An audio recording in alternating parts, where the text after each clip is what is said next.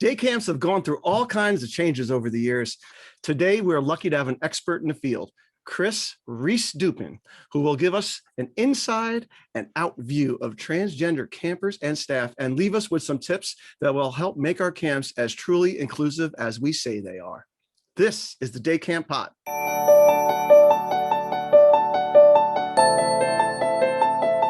Welcome back, my friends, to the Day Camp Podcast. I'm Andy Pritikin, Director of Liberty Lake in the Philly suburbs of New Jersey. I'm Sam Thompson from Crystal Lake, Illinois, northwest of Chicago. I'm Tiffany McDuffie, owner of Purposeful Play, both in Milwaukee, Wisconsin and Chicago, Illinois. And we're day camp professionals dedicated to the professional development of our colleagues, discussing topics and best practices that can improve our organizations and ourselves. And today, we are joined by a budding new superstar in the camp industry, ladies and gentlemen. Yeah, he's a modest guy, but Rehs-Dupin. Chris, thanks for coming. We appreciate you coming out and being here. Thank you so much. I'm so excited to be here and kind of really dive in and get into the subject. You're right. It's a long time coming. I'm ready to talk about it, to really help people get messy in it. And just knowing that we just can't keep doing things the way we're doing them in order to keep all of the kids in our care safe. It's evolving, right? That's what we're doing. Right. We're evolving. Yes. And I was telling Chris earlier today that, as a 54-year-old guy, I started getting those first transgender, phone calls and I didn't know how to react. And my world really changed. My brain really changed when I went to a all-day workshop run by a transgender woman who just really laid it out there and really explained it to me, and to be able to spend time with her and my colleagues and talk about the ins and outs, and you just realize that a lot of the worry is just brought on by yourself, And then of course when you talk to your kids and they're just like, yeah, who cares? Like, what's the big deal? That's like, oh, I guess I'm being nuts. All right. So anyway, Chris, if you could just tell us about your camp history, how you got to where you've gotten to and all that, that'd be great. Yeah. Absolutely. So my name is Rehs-Dupin. Like Andy said, I use the pronouns he, him, his, and I am the co-founder of an organization called Transplaining, and we are working to create a safer world for trans kids, trans adults, and we kind of focus on training, community conversations, and as much empathy as we can safely exert. So the majority of my career was spent in camping. I did 8 years in overnight programming, and then I transitioned and did 9 years in day camp programming. And kind of like at the beginning of my career, because I feel like my gender and sexuality journey unfolded throughout my camp journey as well, right? So they're very, very connected. And at the beginning of my career, I was on the LG end of the acronym, right? And I got the vibe pretty much straight out of the gate, early 2000s, I was just a new camp counselor that this is not something that we're going to talk about. It's, you can be here, you're going to be safe here, but we're not talking about it. No. Right. It was like gays in the military, right? What was that policy they had? Right. 100% don't ask, don't tell. Well, the funny thing about being in the camp industry that's a little bit different than the military is the don't ask part of that doesn't work for kids. They ask everything. And so then I was consistently not prepared to answer the question. So I think that was kind of that early part of the journey where it was figuring out how to be this person and be proud of who I was, but also maintain my position in a way that I was supposed to, or I was supposed to, perform those duties. So kind of the next piece of my journey was I knew that I was trans, I knew that, but I feel honestly, if I hadn't been in the child development industry, I probably would have embraced that sooner. And if I'm being completely honest, when I finally got brave enough to tell my work, I almost asked permission. I'm embarrassed to say this, is this, can I still work here and be this person? And that should not have been the way that went down. I should have felt good enough to say this is who I am and I'm excited about it. And how do I talk about this with kids? And not even how do I talk about it, but this is the way I want to talk about it. So it took me a long time. I was 31 when I finally kind of allowed myself the space to really be that most authentic version of myself. And to muster the bravery. I mean, that's serious. I mean, I think that's why a lot of camp professionals hold off doing, giving out the information. I mean, my camp professional friends who are now openly gay, 10, 15 years ago, they were just worried about the reaction of their camp families. I mean, that's what it was. And it's funny, one of my friends, Roberta, when she runs a camp with her sister who has like, typical cisgender, family and all that kind of stuff. And then she came out as gay, and now all of a sudden she's the cool sister at the camp. Oh, yeah. Everybody wants to hang with her. Right. And like, that's what, it's so interesting that you use that word brave, because that's something that people so consistently say to me, like, you're just so brave. And it's like, but I shouldn't have to be, right? Like, and it's a badge of honor, like that courage. And I feel so, compelled by that, but also like, why can't I just like exist? And I think that's what we're getting at today. Like, how do we create spaces where we're not asking kids to like do this superhero feat of coming out and it being this huge deal? Like, how can we make spaces where this is normalized, and and people are safe, and it's not a topic of conversation unless they want it to be a topic of conversation. Right. So how did the tail end of your camp career, like, so after that, so take us through, up to the present kind of moment. Yeah, it's kind of hard to talk about, because I feel like, and I talk to a lot of people who are kind of in this position, whether they are anywhere on the queer spectrum, right? That like they want to be advocates, and they want to be allies, and they're pushing for changes, and it's just not coming fast enough. And honestly, like, that's kind of where I was at the end of my career. I was working for a big agency, and I felt like I consistently had to be questioning things, and it became my whole career. And now it's my whole career, but, I digress. But like, when I was still in that camp context, like, nothing was happening. I was just kind of met with so much resistance, and there was just so much pushback. And I never want to make it sound like that was that organization specific. Like, I think that is in so many organizations, especially when we think about our trans camp professional siblings, right? That like, even re-entering the field would be very difficult, because number one, if I filled out an application and I had to live on site, like, that would be hard. I would have to at some point out myself, right? Because I'm going to have to fill out a background check form. It's going to ask me for an alias, and I have the choice to put my birth name on it and out myself, or I can say that I don't have an alias and then check that box that say everything is true, right? So which do? I don't know. And it's just such a vulnerable thing for trans folks to experience, like the hiring process, right? And then again, how are people going to handle this? Are they going to handle trans kids with the care that I feel like they truly need in order to be able to thrive? Wow, it's a complicated life that you choose. I mean, that's just what it is. Yeah. That's why I'm going to keep calling you brave. I'm sorry, man. Yeah, you can, and I'll own it for sure. All right. So Chris, by the way, potentially the most prepared guest in the history of the Day Camp podcast. Right. Well, put a lot of thought into this. I heard Michael's, and I was like, Michael Brandon's such a star. Like, gosh. I just want to be like Michael, and if he's hearing this, I'm going to own that too. Michael, you're cool. He is, I can totally feel you on the following in Michael Brown's footsteps. Just like, after that, I gotta bring it. Yep. Comes with the visuals. He's like, this $20 bill, really? You just be like, yes, I will never look at a $20 bill to say anything about life. Yeah, he's magic. Truly magic. He is. But if he was sitting here right now, he would be unbelievably deferential to you, because this is a subject that even he would probably struggle with too, as well.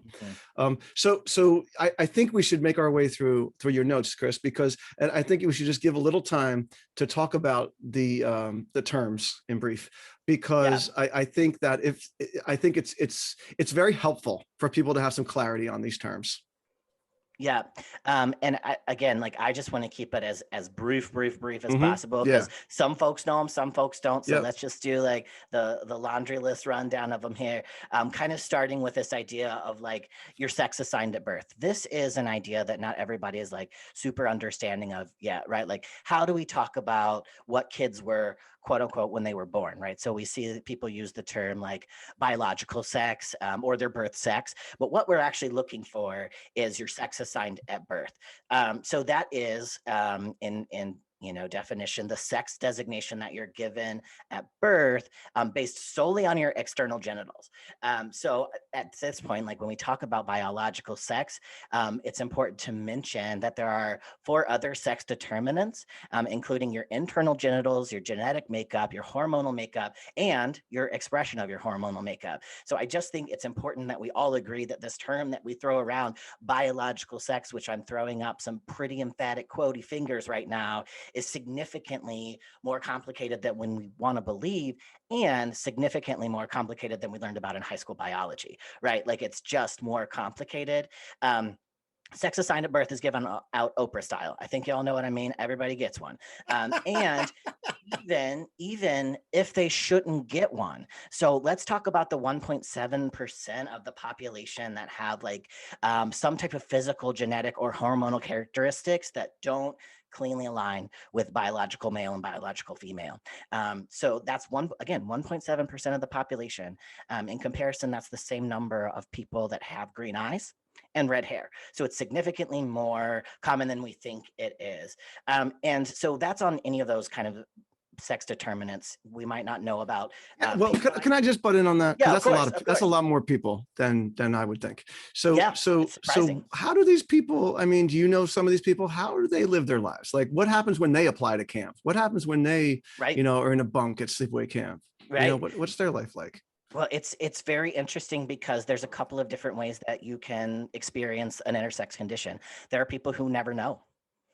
Because there's biological, testing that can be done. It's not all based on anatomy, right? So even if you have some kind of variation, you're still assigned to sex at birth. And if it's based on an anatomical difference, like we're talking like an external genital difference, this is what happens. So the doctor and the parents will get together and they're going to make a decision based on what they see, and what they think that person will do the best at, right? So like, okay, this looks more male or this looks more female. And then what happens is that person usually immediately undergoes surgery to create something where something shouldn't be, right? So like we're literally so invested in this system that we are changing something that occurs naturally to fit our own biases of like what gender should look like, what sex should look like. That's heavy duty. Yeah. There's now 2 hospitals in the US that have banned it, and that's it. Every other hospital in the United States kind of does it. So that's kind of like your sex assigned at birth, right? It's heavy, it's complicated, it's messy. And if you don't get anything else out of that section, just know that it is way more complicated than like you're a biological male and that means that. Okay, so moving on to pronouns. So from your sex assigned at birth, people are going to decide a whole ton about you. They're going to decide what clothes to buy you, what toys to buy you, what sheets to buy you. People love to buy stuff for babies. We know this. And on top of that, they're going to decide what pronouns you will use. So you're going to get assigned a set of pronouns based on what's in your diaper. And that's it. And it's weird. And it's so weird when we talk about it this way. I think it's weird. You all might think it's weird, and it is. But just know that I didn't make the rules, right? Like I'm just trying to get us to take that critical look at it and think what are pronouns and how do we use them? Okay, so moving on from that. I'm just going to do quick overview of trans. We're going to use it as an umbrella term. It comes from the Latin or on the other side. It's an umbrella term. You can have like transgender, genderqueer, gender fluid, agender, a lot of stuff. Some people who fall into those categories don't exactly jive with transgender, but that's okay for this conversation. It gets muddy really quick. So moving on. All right. Cisgender. Cisgender is also from the Latin, and it means on this side. All right. So from that, we learned that number one, academics truly love Latin. It makes them sound smart. That's cool. We'll take it. But we want to talk about the reason that the word cisgender exists is so that we don't say transgender and then like normal gender. So I'm going to talk about candy for a minute because I love candy. But like, you know how like everybody says like plain M&Ms, right? Like plain M&Ms are like the normal or the default, and like all other M&Ms get like measured by that. So like you've got crispy peanut mocha pretzel mint. Who likes that? Raspberry, which is like not even around any longer. Gross. Candy survival of the fittest. Like there's no more raspberry. But we measure all of those by default. One is plain, everything else is measured based on that. One is the ideal, everything else is a variation. And the funny thing is, plain M&Ms aren't even actually called that. They're called milk chocolate. Like, we have done this as a society, chose one that's the original. And again, it's okay when we're talking about candy. That's cool. I like all the M&Ms, again, except for mint. But it's a whole different thing when you're like measuring what a person is or isn't based on their proximity to kind of how society has designated the norm, right? All right, so gender and sexuality, we're going to breeze through this one. This isn't going to take too long. They're two entirely separate concepts. Your gender is who you are and how you express yourself, either in the confines of male and female or outside the male-female binary. And sexuality is who you want to get with, either in a sexual or romantic type of getting with. So like I mentioned before, they're two entirely separate concepts. They only share a few things in common. One is that almost every leading health organization in the US and the world agree, including the Center for Disease Control, the APA, the American Association of Pediatrics, and the World Health Organization, that neither your gender or your sexuality can be changed by an outside party. The other thing that we have in common is we are legally required to share pride parades. Okay, that one of those isn't real. It's like one. All right, I was just making sure y'all still paying attention. Okay, so yes, those are kind of the overview terms. Like that's the quick fire term. Yeah, I think that last thing you said there, Chris, is super important. The separation between gender and sexuality. I think that's sort of like a bump in the road that people get stuck on. Yeah, they certainly do. And so many of the problems that people have with trans people, like, and I know at day camp, we're not sleeping in bunks, but the fears almost all revolve around sexuality and not gender. Like they feel like there's some kind of like sexual behavior that might take place based on that, which is, I mean, just unfounded. In most studies where schools have like integrated locker rooms, there was there was just no increase in bullying or harassment or danger for kids in locker rooms. Right. But, when the North Carolina government starts making decrees about the bathrooms and stuff like that, right, it sort of, it helps keep these crazy thoughts, going in people's heads, unfortunately. Right. So, the one of the things you put in your notes here, Chris, is it's day camp, right? And I had mentioned to you that we had done and honestly, like my favorite 2 episodes of the season this past season have been a DEI thing we did with Lance and Shanika, when we were talking about like, are kids too young to talk about racism with, and so is this too confusing for young children, is your question. And my knee-jerk reaction to that is that, again, kids just don't care. Right. So it's not a big thing. It's just not. Like, you think it's going to be a big thing. It's not a big thing. Right. And I think that is so important to note. Like, asking is it too confusing assumes that they're not already talking about gender, right? Like, kids start to develop an understanding of gender as it is presented to them. So what they have, the knowledge that they have available to them around 18 months, like this, they're not learning about gender. They already know that. What they're learning about are variations that people think should be shameful, which they really shouldn't be. And when we talk about kind of that, like, that idea of shame kind of leads to silence, right? And then that silence really becomes kind of that fertile ground where you do find like bullying and harassment in your spaces, because you have created a space where it's not okay to talk about this in the positive. So that means it must be okay to talk about it like in the negative, Mm-hmm. So here you are, Chris. You're a 20-year-old camp counselor, and you're in a group of let's say 6-year-old boys. Okay, and you've got a girl in your group that wants to be in that boys group, right? And just that's what she feels, right? She doesn't really care about pronouns or anything like that. Like, she just wants to be in this boys group. She feels more aligned with the boys. Right. This happens a lot. Yeah. And how what do you even talk to the other kids about it, or do you just sort of let it take place? I think that organic integration is such a beautiful thing, right? Like, making sure that kid, the girl, first off, I think it's really important in India. I know we talked about this earlier, is like, why do we have a boys group at all? Right. Like Right. what is the benefit of that? It kind of, puts so much focus on who you are in proximity to your gender. Like this is the most important thing about you. And everybody just takes that as it is. Yep. And this is how we're going to divide people up. All right. So we have Yep. our boys. And it just Yeah. let me start. I was telling Chris, we have an episode. It was in either the first or second season. It's with Jenna Singer, and it's specifically about why co-ed groups are the way to roll. All right. Yes, And this is just one of the many reasons. And I agree with you 100% with what you're saying. And that is like in many camps that are compassionate, diverse, inclusive camps and all that, it's literally like the last thing they're holding on to. Like they've let the peanut butter and jelly sandwich go. Okay. Right. But we're holding on to the boys and the girls groups. Right. And I think I think we also have to hold space for like camp is built on tradition, and it's okay to feel a sense of loss, to let that go. Right. Mm-hmm. So like, there's no shame in that. Like, yeah, you're going to have feelings. This is based off of your memories and your feelings, but also like, you got to let it go. Like feel the hurt. Yeah. Evolve. And evolve. Yes, exactly.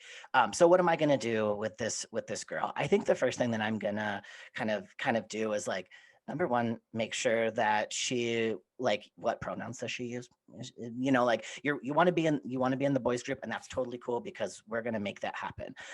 But do you want to be in the boys group because they're going to fishing and your group's going to dance?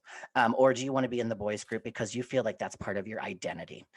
So I would make sure to kind of have that conversation just for the purpose of knowing what pronouns to use for them.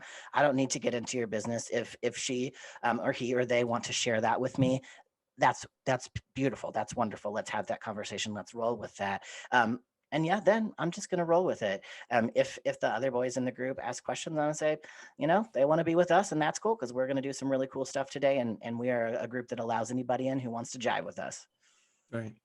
Let's go out a little bit from there now, because I heard you speak at the ACN National thing, mm-hmm. and I heard you talk about the statistics of these kids that are going through this, that are battling this like internally, right? Mm-hmm. And if you could just cite some of those things, because I wrote them down because they were just so devastating. I literally hung them on my wall so I could look at them for a while and really,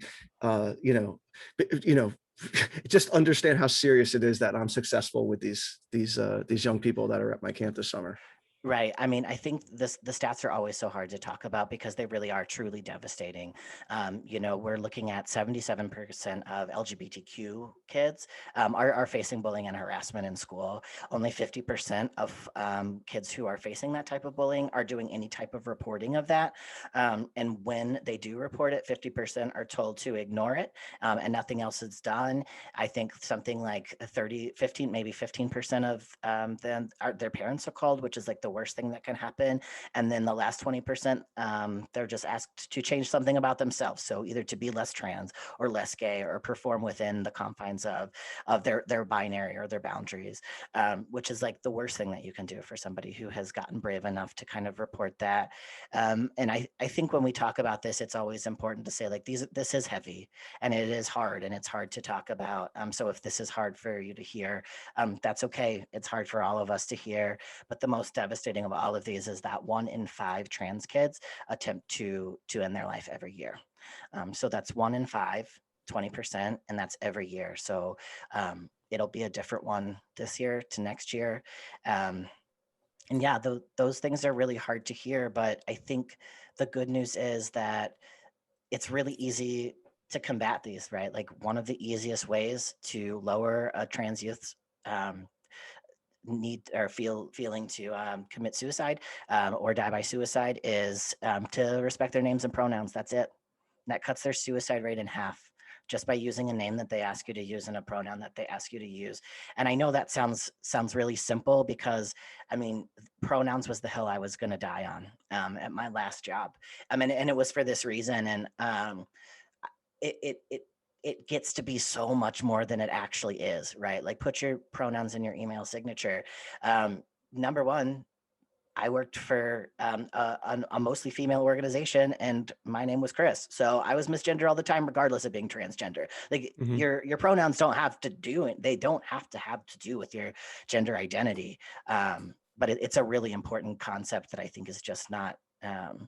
It's an easy one to do, and it's harder. People make it harder than it is. Right. I wanted you to say those statistics coming from that story about that 6-year-old kid, because Mhm. you know that kid is going to grow up in a tough world, very Yeah. likely, and 20% chance of trying to end their life, you know, potentially, because of all the hardships that they're dealing with. And I don't think that's going to end anytime soon. I think Right.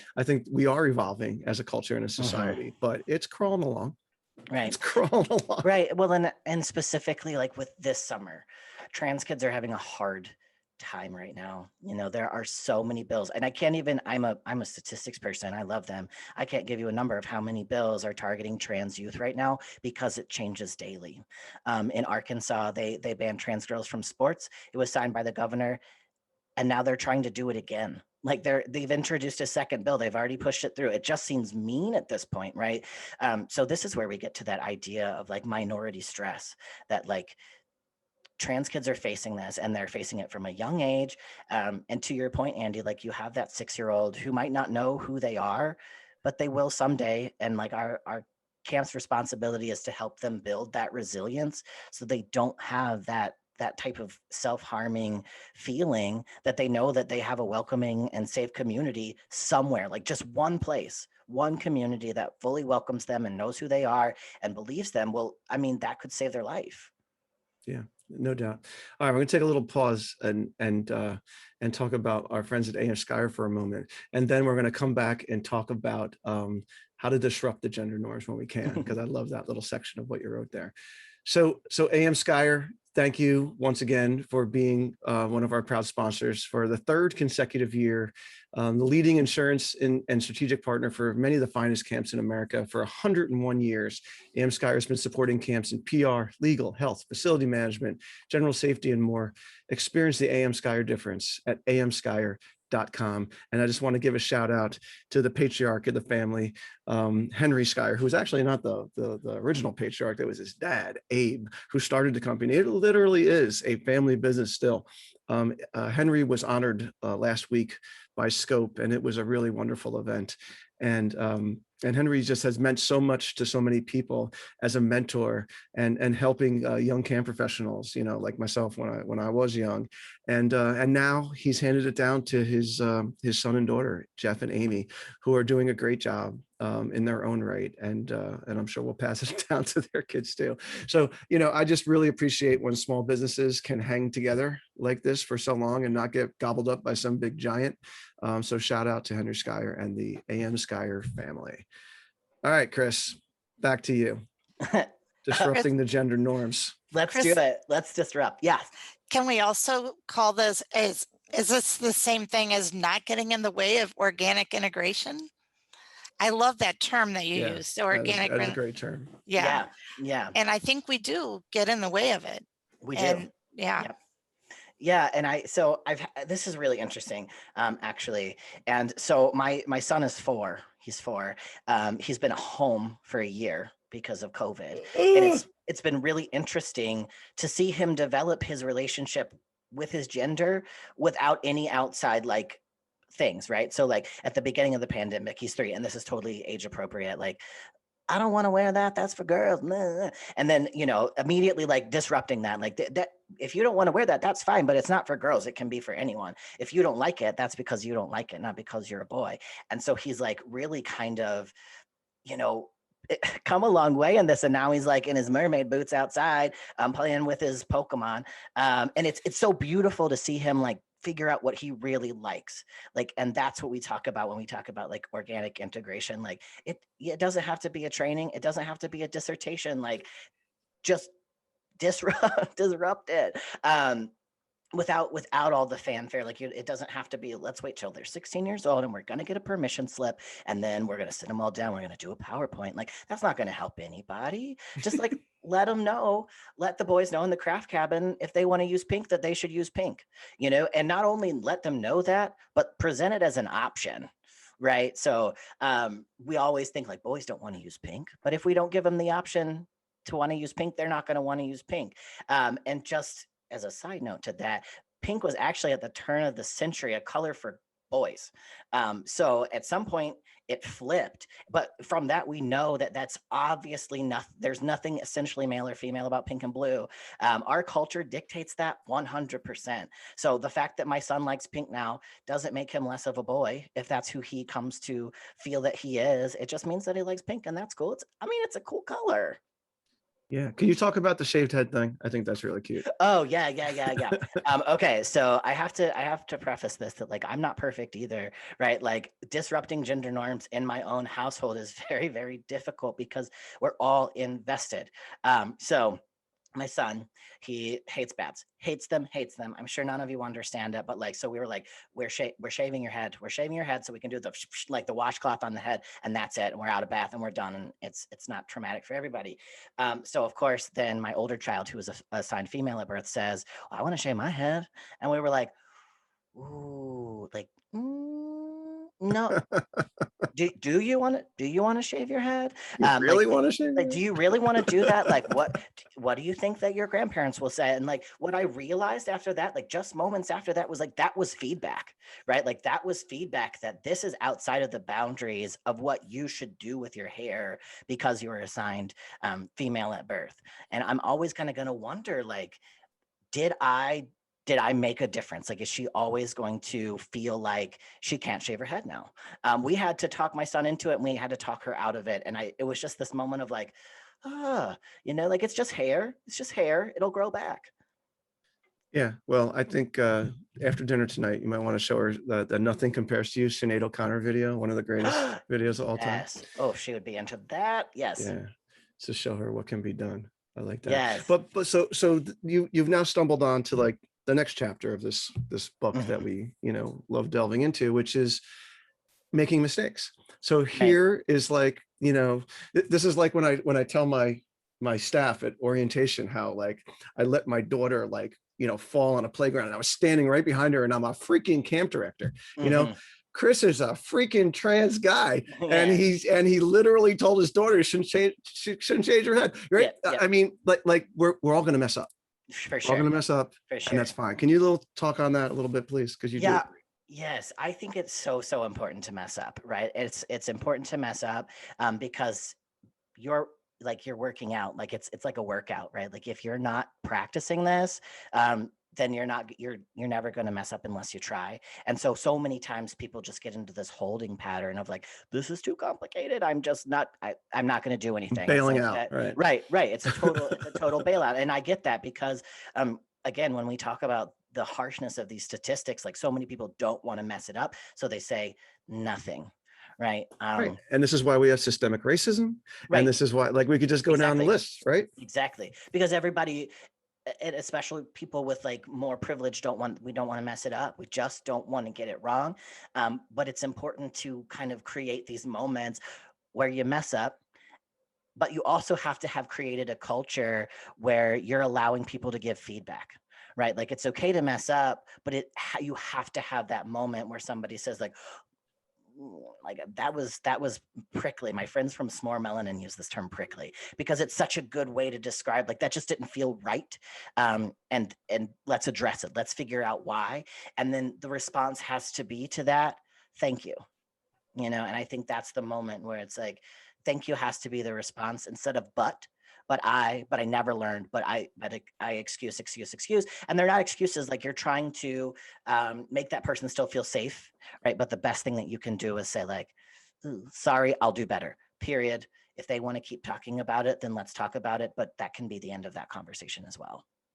I really, really appreciate that. I think that like when you talk about fragility and honestly, the reason that people don't bring up conversations is kind of because they don't want to mess up, but is also very much rooted in that they don't want to be corrected or they can't deal with how you are corrected, and that there's not just that muscle hasn't been built enough to just say thank you or like to truly take it as an educational moment and a way to get better and not to take it personally or not to defend, but literally just. So I think that's an awesome point.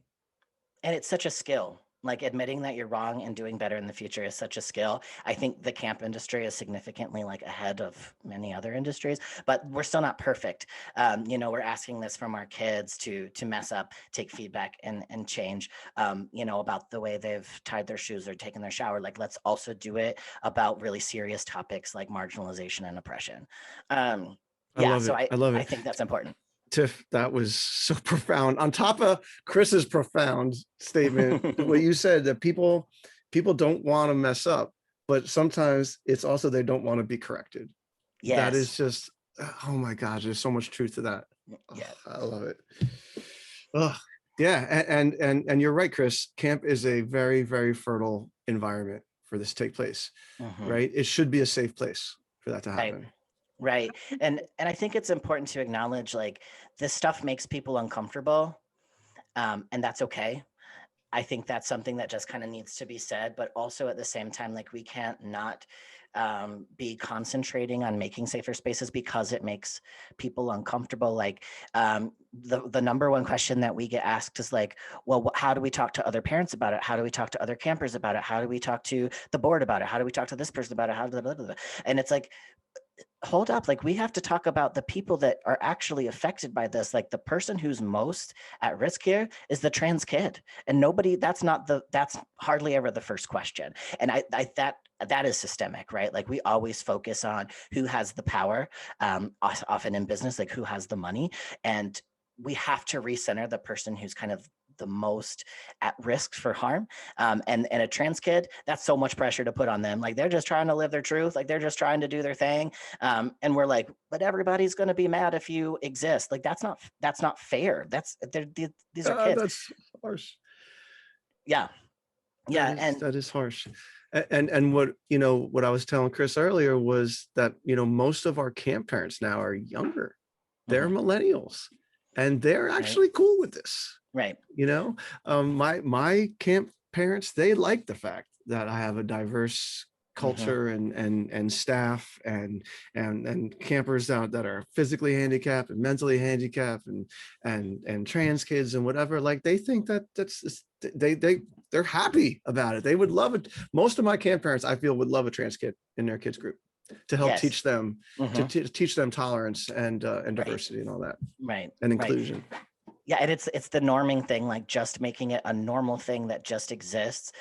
Early introduction is so key in this. Like the more you can just introduce these terms early, the more likely, number one, kids are going to feel good about their gender, but also it lowers the chance that they mistreat someone who kind of falls outside of that traditional male-female binary.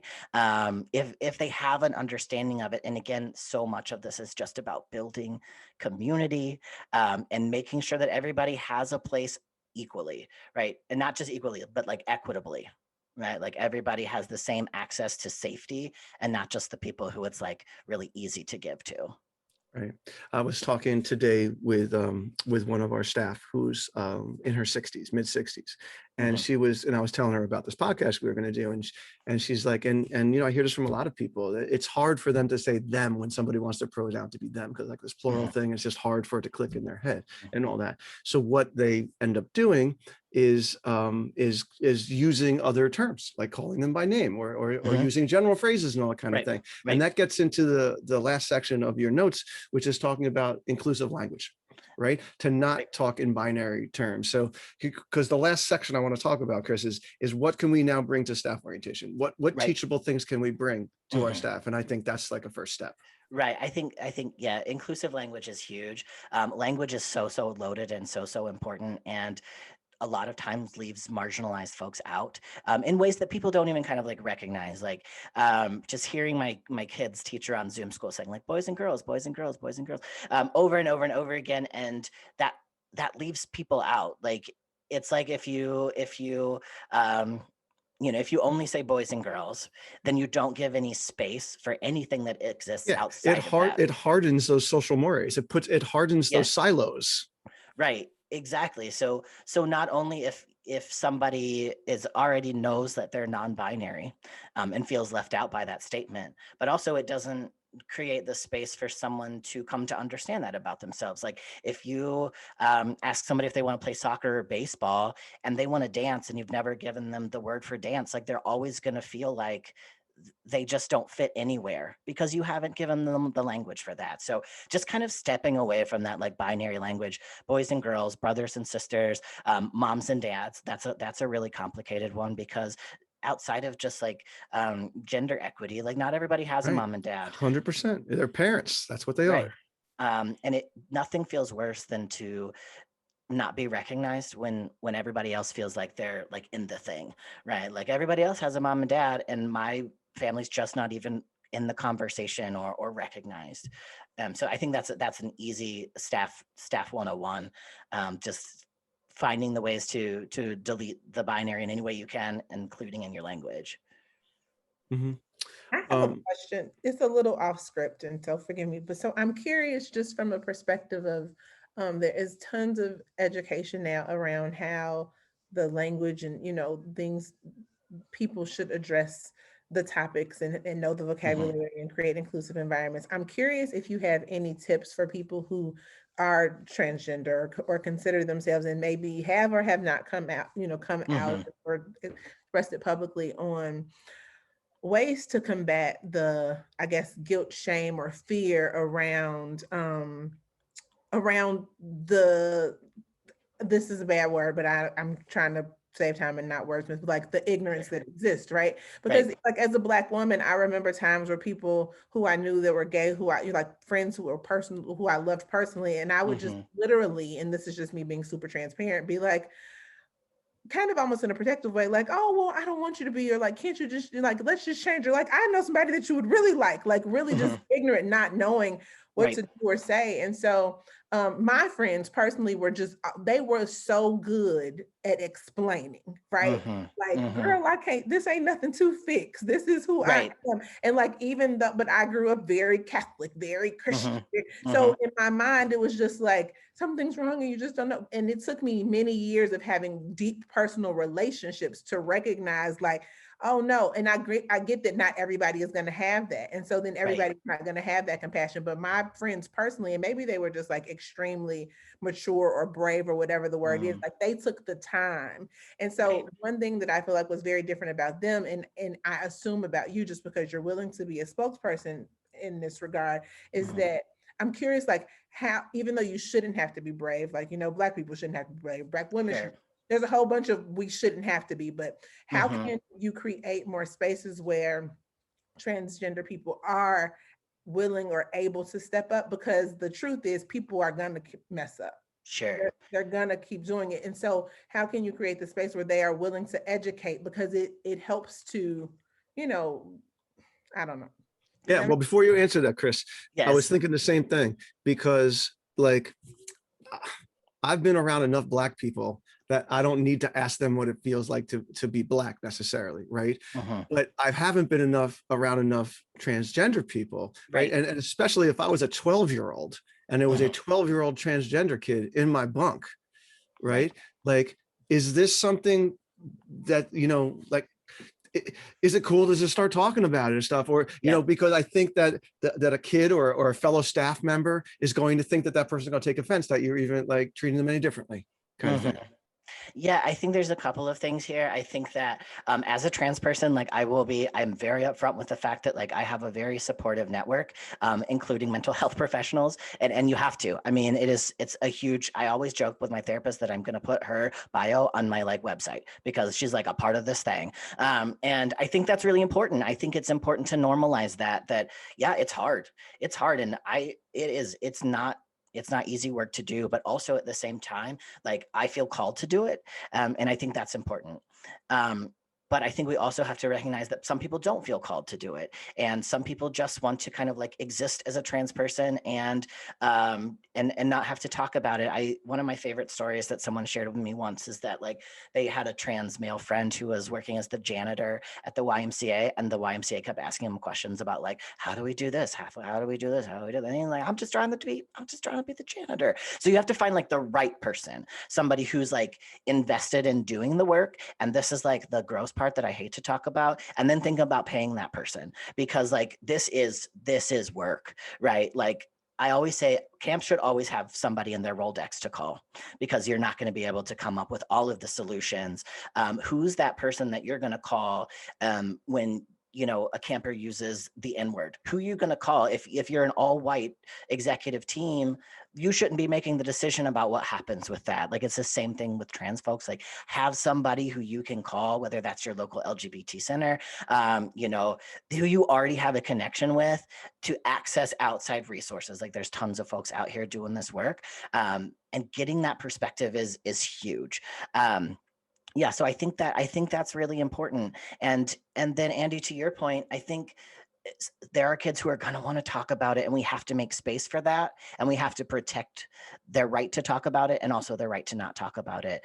Something I talk a lot about, unfortunately, is like the trauma-informed part of this, and a huge part of trauma-informed care for anybody is to give power back to that person, right? So if they want to talk about it, they should have the power to talk about it, and if they don't want to talk about it, they should be able to make that decision as well, and that reclaims some of the hard things that have happened to them as well. No, I love that. And I don't think it's icky at all to say and pay those people, because we pay for experts in archery and we pay for experts in yoga. And it's an education, right? So I don't think at all. I've definitely been the Black person that people are just like, oh, let's ask Tiff, like, because I'm the Black person in the room. Right. And I don't mind, but I know there are some people who get like very angry, like, that's not my job. You're making your work my job. But my thought when it comes to that response is like, okay, we're making that work your job, but if you don't, then how will they know? And that response makes white people shy away from asking the question, because they like, I asked this one Black lady one time and she wanted nothing to do with it. So how do I know who to ask? For sure. Totally agree that you should, and people know if you're open to answer questions. So I think that's great advice to approach the right people, and not to just be like, hey, Pope, let me ask you about this and how did this happen, or that sort of thing. But I'm grateful to I think the mental health part is huge in in all life issues, but especially in things like these, I think is totally huge. Thank you. And as camp people, we talk about challenge by choice all the time. I mean, this is one of the most important things that we should be letting be challenged by choice. Any emotional, any personal subject should be challenged by choice, but we don't always can you explain think of it that explain way. that a little more? I never heard that phrase. Okay, so in Teams courses, each obstacle that you're going to do, you can opt out of doing it, because the challenge to do that thing is up to you. So you're choosing to go out of your comfort zone, or you're choosing to go forward with whatever you're doing. And when you think about that as activity-based, do you want to climb the wall? Do you not want to climb the wall? Do you want to do the wibbly wobbly or whatever? But it's so important to make it in emotional matters and personal matters, that they don't have to talk about it if they don't want to, but they should feel safe to talk about it. It should be their own choice what they're going to discuss with people and how. Right.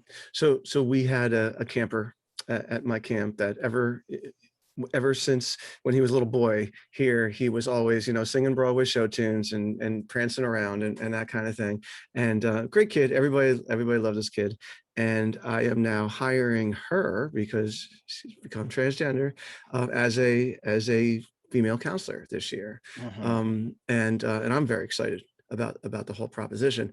And when she was 12 years old, she was still identifying as a boy in a 7th grade girls group, and was the light in the group, just great personality. And that year I got that off season, I got interviewed by a magazine that wanted to do a story about transgender kids at camp, gay kids at camp, that kind of thing. And they were like, can we talk to some of the parents of the not gay kids, that were in that group? We'd love to see how they felt about having that kid in their group, And I said, yeah, I'll give you a couple of their contact information, but I'm going to guarantee you that they had no clue. Right. Because why would they? Right. I'm sure their 12-year-old daughters weren't coming home going, oh my God, Mom, there's this boy in our group. Like, no way. Where they did. And I was 100% right. The reporter called me back and said, yeah, the parent was like, what? There was? Right. Hey, like asking their kid, was there a boy named Ryan in your group? Yeah, Right, Mom. right. You know, like it's just not a thing. It's Right. not a thing to get hung up on, you know. And I understand, you know, this is the day camp pod. This is a resident camp podcast. I know that there's Right. bigger fears, kids sleeping in the same bunk, blah blah Right, blah, right. but it shouldn't be. Right. But True. but at a day camp, like we really have so far less to worry about. And I Right. think in day camp we have younger kids and younger parents as Mhm. well. And I like what Chris said earlier too, that why are we putting all of our worries about what everyone around this person is feeling when we should be putting it on what they're feeling? Yeah, that's a profound statement.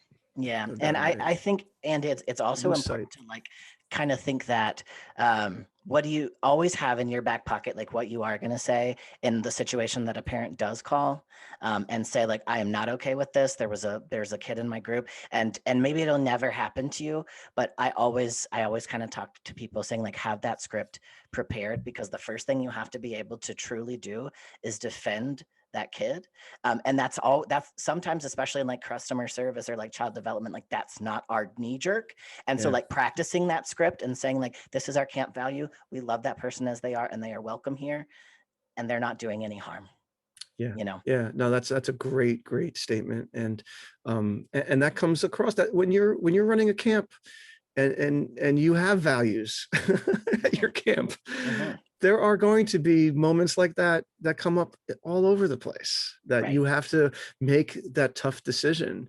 And a lot of times it's, you know, we were talking about this in the diversity and the DEI pod about saying, you know, then just don't come here, you know, then you can choose Yep. not to send your child to this camp, if, you know, because of your feeling. I'm sure your kid doesn't care, you know. Right.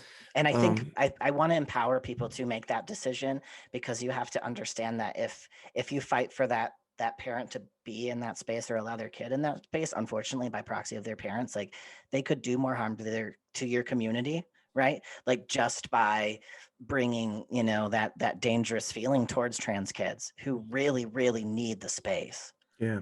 Yeah. But, and, you know, the second part of what I was saying though, is that every time I've had to make one of those hard decisions, it comes back that it was actually a good decision, because it 100%. turns out that the silent majority are rooting for you to make that decision anyway, you know, and you'll be celebrated for making that decision. Absolutely. You know.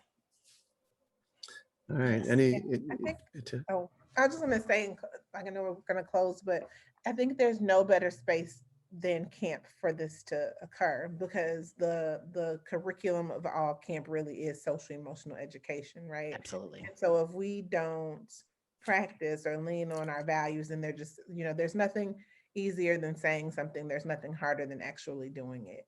And Right.